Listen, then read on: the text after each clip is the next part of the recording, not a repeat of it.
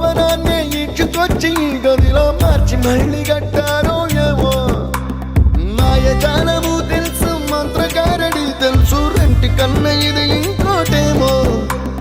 నీలాకాశం నేలాకొస్తే ఇట్టాగే ఉంటాదో ఏమో ఈ సంతోషం దాచాలంటే హృదయాలు ఓ వంద కావాలేమో ఇంతందంగా ఉంటుందా